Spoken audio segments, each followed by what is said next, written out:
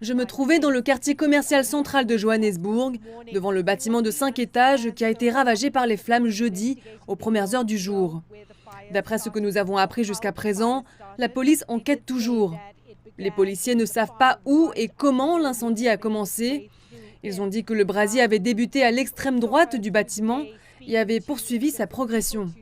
Mais nous avons également entendu tout au long de la journée, en parlant à différentes personnes, aux conseillers municipaux de Johannesburg, que de nombreuses issues de secours à l'intérieur du bâtiment étaient verrouillées et que les gens ne pouvaient pas les emprunter pour fuir les flammes.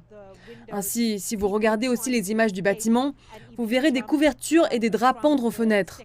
Les gens tentaient de s'échapper et sautaient même du 2e et du 3e étage de ce bâtiment. Pour l'instant, nous attendons davantage de nouvelles de la police sur les résultats de l'enquête. Entre-temps, cet incident a déclenché un débat politique qui dure depuis de nombreuses années sur le quartier commercial central de Johannesburg et les bâtiments qui s'y trouvent. Il s'agit donc de bâtiments qui sont squattés, comme celui-ci, qui a été investi par des occupants illégaux. Le procureur estime donc maintenant que la responsabilité de la mort de ces gens incombe entièrement à l'ANC, le Congrès national africain, le parti au pouvoir dans le pays. Ils auraient dû s'assurer que tout était en règle et que personne n'aurait dû entrer dans le bâtiment. L'ANC a réagi en disant que les occupants illégaux n'auraient pas dû se trouver dans l'immeuble.